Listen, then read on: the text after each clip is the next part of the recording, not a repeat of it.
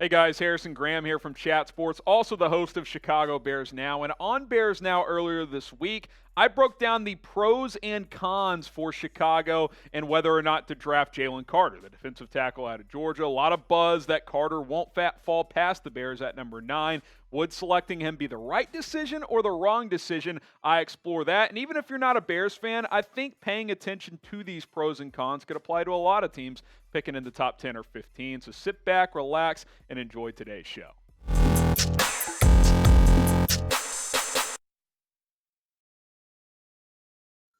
Coming up on Chicago Bears Now, will the Bears draft Jalen Carter with the number 9 pick in this year's draft? We're just over a week away. A lot of buzz between Carter and the Bears. We'll explore the latest, then I'll break down some pros and cons to drafting or passing on Carter. But before we get to all of that, if you want us to go live for all 3 days of the NFL draft, I've been talking to my bosses, trying to make it happen. Let's get 2,000 likes on today's show. Show my bosses that you're serious about us wanting to go live for the first round, the second and third rounds, and rounds 4 through 7. If you do, hit that like button, and we'll try to make it happen here on the channel. All right, let's get to today's show. It's all around Jalen Carter, as Dane Brugler is the latest draft analyst to say that Carter will be a top 9 pick. Of course, the Bears pick at number 9. Matt Miller has had stuff out there. There's been other reporters saying he's not going to get past the Bears, and I'm starting to wonder, is there something to this? Here's Brugler on the Jalen Carter Bears situation. He says, I do think he goes top 10. Just talking to people around the league, my buddies that I rely on for information, they all believe he's going top 9. And then I'll say, why top 9? They all say, I don't think he's getting past the Bears at 9. And he's hearing that from reliable sources that he's built over the years, that Jalen Carter will not get beyond the Bears at number 9 overall. There has been a lot of Jalen Carter Bear smoke over the past couple of weeks. A few weeks before that, it was like, it seems unlikely they'd even consider it. But remember, they did more homework. They brought him in on a draft visit. They've at least done extensive research on this guy to ultimately make a decision that if he is sitting there at 9, will they draft him or not? I don't think we'll know until that scenario presents itself for sure. But couple of thoughts, in my opinion, of what this could mean. Is this a smokescreen? Because we hear a lot of stuff this time of year of like, oh man, that's kind of a shift in attitude towards something. We know that teams leading up to the draft leak information to the media to try and put narratives out there to maybe drive up that cost for that number 9 pick, because we know Ryan Poles is interested in trading down again. He has admitted as such. So maybe he's leaking it publicly like, Carter's not going to get past Chicago at number 9 because we're very interested in taking him. Maybe he knows that a couple teams outside of the top 10 are interested in trading him. We saw the report from Peter King that the Pittsburgh Steelers would like to move up from 17 to 9 to draft Jalen Carter. The other side of the spectrum is maybe the Bears love Carter. Maybe they brought him in for that extra visit and they said, you know what, we're sold on this kid. He fits our defense. We can figure out his character concerns, bring him into our culture. He's still a young guy. Let him grow within this organization. Again, they brought him in for that top 30 visit for a reason to Halas Hall. Maybe that visit sealed the deal for Chicago to say, yeah, if he's sitting there at 9, really good chance that we're going to take him. Could be smoke screen. Could be that they're very interested.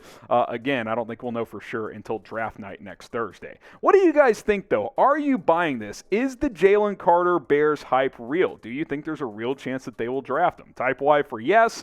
Type in for no. This will be the pinned comment on today's video, so let me know what you guys think down in the comments section.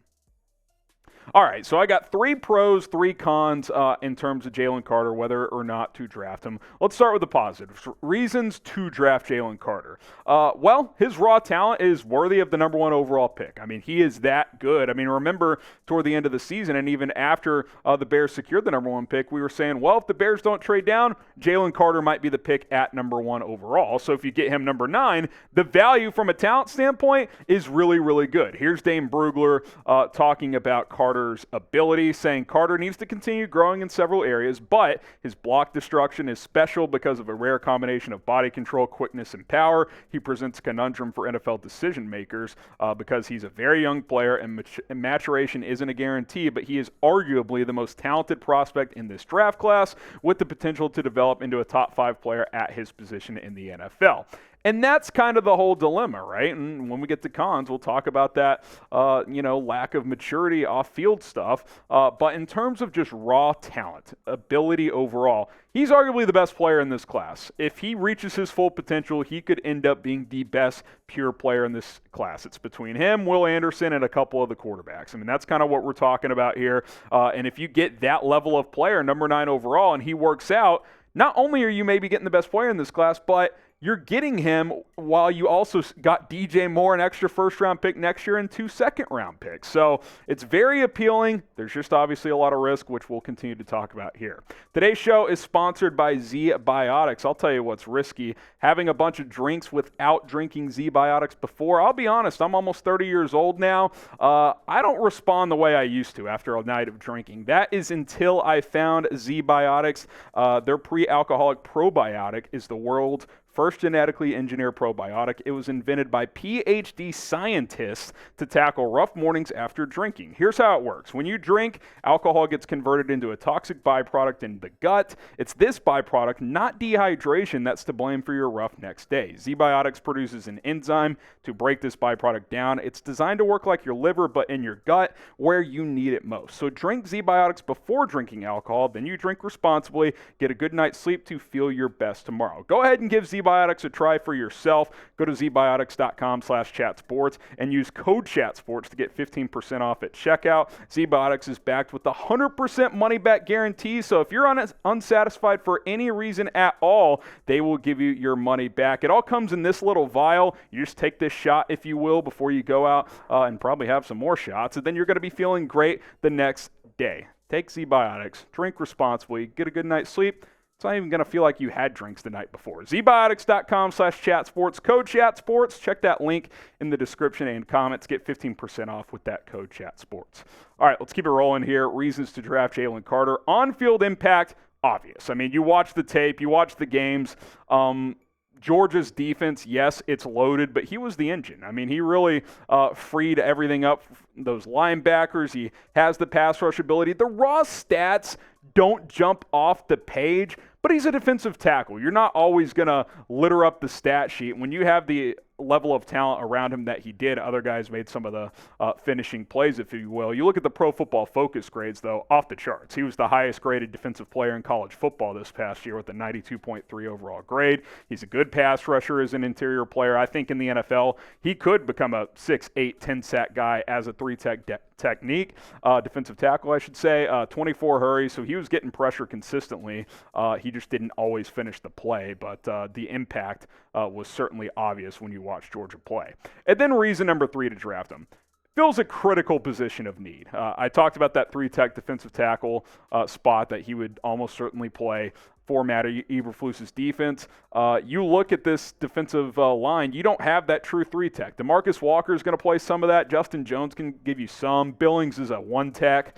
Eberflus, since he's taken this job, has said the 3-tech defensive tackle is the engine to this defense. And they still have not filled that spot in over a year since he's been on board, him along with Ryan Poles. So Jalen Carter is certainly appealing for that reason. And if he's fully engaged, he fills that need and then some. I mean, it's like Brugler said, he could be a top 5 player at that position in the league. And you're talking about guys like Aaron Donald, Chris Jones.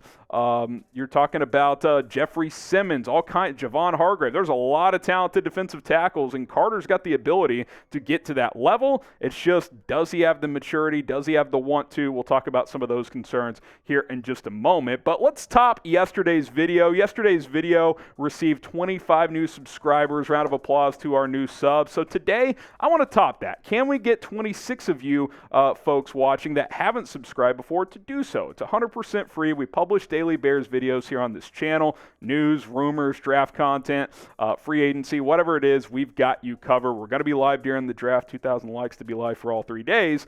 We got you covered. So hit that sub button. Don't miss any of it. Okay, reasons to not draft Carter. Well, off-field concerns, and that's been well documented. We've talked about it on this channel. You guys have probably read and heard about it elsewhere as well. Let's just be honest. The pre-draft process has been an absolute disaster for Jalen Carter. 15 minutes before he's supposed to talk to reporters at the Combine, 2 misdemeanor arrest charges drop, and he gets hit with those arrests, has to leave the combine in connection to a fatal car crash, by the way, where 2 people died, where he was drag racing, they were drag racing. That's not a good situation. He's pled out, and legally binding, that situation's done, but still, that is a bit of a concern. And the pro day, you could argue, is even a bigger concern. After that, you would think, okay, these arrests come down, I'm going to put my best foot forward, get into the best shape of my life, kill at the pro day. He shows up 9 pounds overweight, already says he's not going to do that many of the drills, and the drills he did do, he couldn't complete them because he was gassed. That's not good, man. Like, you can't tell me that teams don't look at that and they're like, that is not what you want in a potential cornerstone player. Now, does that mean he can't be a cornerstone player? No, but it's a concern. I mean, he's a young guy that's had a couple of issues pop up here. Like, is he mature enough to be a face of a franchise in the NFL? I don't know. I think it's a real thing, and it's a reason why teams like the Bears and others have done extensive homework to figure out if he is worth the risk or not. How concerning to you are Carter's off-field issues? Be honest with me. One being, you're not concerned at all. You think this culture will work for him and he will figure it out. Or 10 being, it's a huge concern and you would not draft him because of that. Let me know, scale it of 1 to 10, how concerned are you about Jalen Carter's off-field problems? All right, number 2, does he love football? I think goes back to the pro day situation. That would be an X in that department. Like, that doesn't mean he doesn't love football, but I think you at least have to question it at that point, right? Like, you don't put your best foot forward for the pro day. Not only do you not put your best foot forward, you go the other way. Like, you get even into worse shape and can't even complete the workout.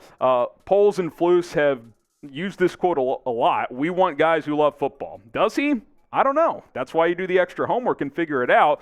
There's been some chatter that he takes plays off as well. I don't think he did that a lot, but you could argue the motor at times was inconsistent. I think that part of it's a little overblown, but it's still another thing to consider as well when you add in the other things also. Okay, then number 3 reason to not draft him is Ryan Poles can't afford to miss here. Now, do you have to get an absolute home run at number 9? No, but at minimum, you need a heavy contributor. Like, you need a good football player. Maybe you don't need an all-pro. Maybe you don't need a Hall of Famer. But remember, this is Ryan Poles' first-round selection. Last year, he didn't have a first-round pick. He traded down from number 1 overall. So you need to hit on this pick because if you do keep the selection and you don't trade down for even more capital, you got to make it work because you don't pick again until 53. Sure, you got 53, 61, 64, but this is Poles' really time to say, hey, I've arrived as a GM. This is going to be kind of the first big face to this rebuild beyond, Justin Fields, of course, DJ Moore, and a couple other guys. But Poles has said from the beginning, I want to build this roster through the draft. Well, this is kind of his prized pick right now. First-round pick. It's still in the top 10. He traded down. He was comfortable doing that. Is he going to make it work? Is he going to pick the right guy? I don't know. I think that's something he's going to have to consider and weigh the risk worth versus the reward. Okay, recapping here. Pros, cons, Jalen Carter dilemma. For pros, raw talent is worthy of being the number 1 pick in this draft. On-field impact was obvious at Georgia. I think that translates to the NFL if he's locked in. And for the Bears, he fills a critical position of need. Cons, off-field concerns are real. Does he love football? I think that's a question worthy of asking. And, again, Ryan Poles cannot afford to miss on this pick. Doesn't have to be a home run, but you at least got to connect on a single or a double if you are the Bears GM. So ultimately, what say you? You make the call. You got the GM hat on. Would you draft Jalen Carter at number 9 overall? Type D for draft, type P for pass. It's hard for me to sit here and say because I don't have access to all the information. What I will say is it is a very, very real risk. It's a tempting one, though, because he fills a need and he's a damn good football player.